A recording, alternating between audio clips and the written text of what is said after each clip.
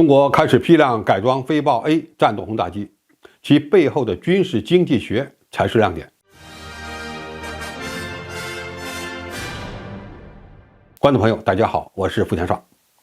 中国空军和海军航空兵装备的飞豹前期轰炸机，因为研制的比较早，飞控系统相对落后，发动机推力呢也有限，整体设计大致是比2代半战机高一些的水平。在很多人看来，作战半径相当大的歼轰七 A 虽然在历史上有着不可磨灭的贡献，但是到了被歼16多用途战斗机取代的时候了。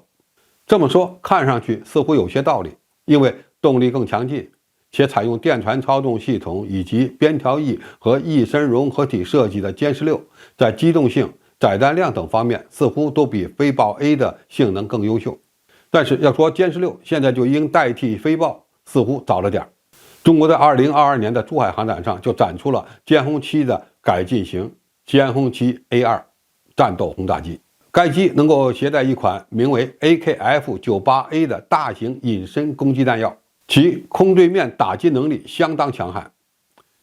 近日，一张由中国航空工业集团天飞公司试修首架飞豹战斗轰炸机试飞成功的照片在网上曝光，从而证实了歼轰七飞机将开启全面改装的序幕。这里要注意，中国航空工业集团天飞公司是一家位于历史文化名城甘肃天水的公司，其主要业务是大修飞机。那么由一家飞机维修企业对飞豹式战斗轰炸机进行修理和升级，有助于避免占用西飞公司等大型航空企业的有限资源。这也能从一个侧面证明，中国空军和海军航空兵在军费有限的情况下，不会选择马上退役那些航程远、载弹量大且剩余寿命比较长的歼轰机飞机，反而会通过中期延寿和改进的方法来提升其战斗力。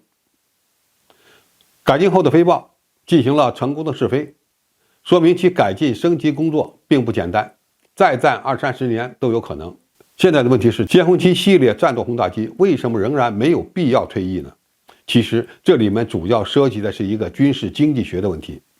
首先，再有钱的国家也不可能将战斗机全部换成最先进的型号，财大气粗的美国都做不到，更何况经济上还不算富裕的中国。美军上个世纪70年代初研制成功的亚音速的 A10 攻击机仍在服役和延寿，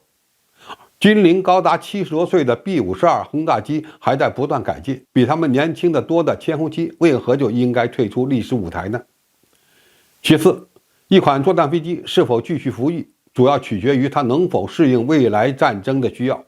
显然，价格相对低廉而远程作战能力较强的歼轰机经过改进升级，仍有用武之地。在先进空对地弹药不断发展的加持下，歼轰七可变身为一款远程打击的利器。挂载射程100到300公里的防区外打击弹药后，歼轰七在作战时就可以避免进入高风险区域，成为精确制导武器的投放平台。歼轰七的发动机虽然比较落后，但是航程足够大，载弹量也足够大，其机动部署能力和超低空突防能力都很强，可以和空中优势战斗机、多功能战斗机相互配合，实现优势互补。在中国空军发展攻防兼备的作战能力的情况下，建设强大的空对地武器投送平台是极为重要的一环，也是夺取制空权以后持续压制对方抵抗能力的关键。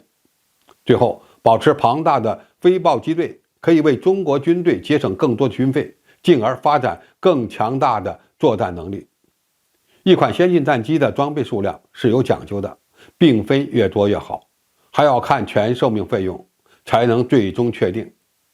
飞豹虽然是2.5代的战斗轰炸机，但它的作战能力并不弱，而且足够便宜，其每飞行小时的成本远远低于歼16和歼10C，这就是它存在即合理的价值所在。总体而言，中国军队继续改进飞豹，而且由一家维修企业进行升级和延寿，从军事经济学的角度来看是非常划算的。美国的 B-52 轰炸机能使用100年，那么飞豹再战20-30年也是完全有可能的。中国需要大批量装备尖端的歼20战斗机，也需要相对便宜的飞豹战斗轰炸机，这就是军事经济学对军费使用的合理安排，也是对军机数量规模的合理配置。对此，我们一定要有理性的分析。好，今天的评述就到这里，谢谢大家收看，我们下期再见。